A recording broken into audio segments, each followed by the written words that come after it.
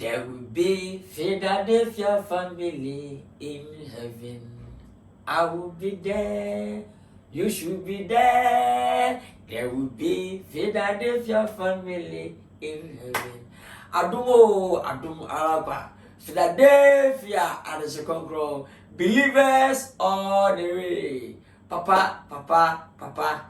The voice of God, the 8th generation prophet, Stephen Adom Kyei. Papa, and day, Bichia Wenimuha, Ekas Yakopo Shell. When Yakopo Cosun Tron condemn, Omo Nicha when you womb, Omo son you Uncle Cassia, Omo Domono, Inferdum Godum, Omo Domono, and a media chona. I will bore my gun, Nibiasian, Uncle Cassia.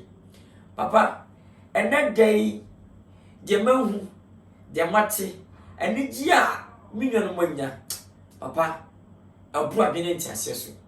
Saying your ma, or more a year, voter rating, and pattern one ma, in Sutorencham, Chifa also, a moment day in Amem, I be the stream, a bit up on ten, a wound Omoja Pering for Mosa. A Dinamiasi, said Omunqua in here. Japaria Batui, you be Javako, Omunqua now wadi. Papa, and that day, what you would need.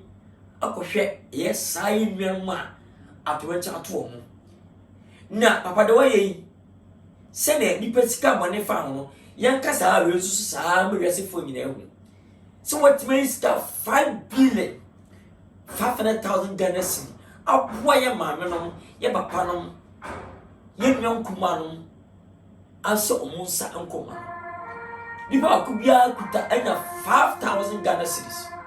Papa mi se nso ba onya mi nshira onya mi koso yakese we ne nipa ntiase won tiase so a obu wo fi wiase ko na ne kure atenase entro bewu ama ne kure atenase.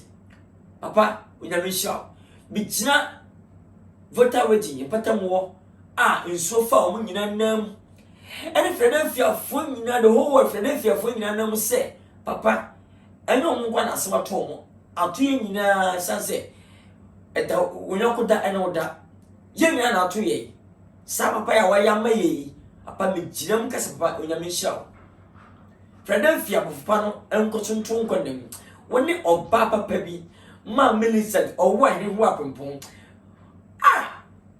ma me onyankopon hia mo ene da ye niaje pa esanse yansuda de ni pe ewe se Philadelphia for no omunko ho tese ene agimisa man for test am say you yam bring kwasene open no ye twa nya memre ye twa memre no emre na so a ne yakọ emre so na abusa panyiri the angel prophet oturu na ya eja na besi eja na bato bomba de bepi papa dia kosi 5 billion apo nya mi shao ene mi jira ha edo wase sas da enkoso na opa de nyankopon oboss basasi awushira awode sa chedi achew saudumi adumo ama ne ya esu yansem fata yetimati wasem ama eboye yeti wasem ama ni ema yekwenu yeti wasem ayansa abu man Ghana eni wesa fana nyina papa onyamisha meneaji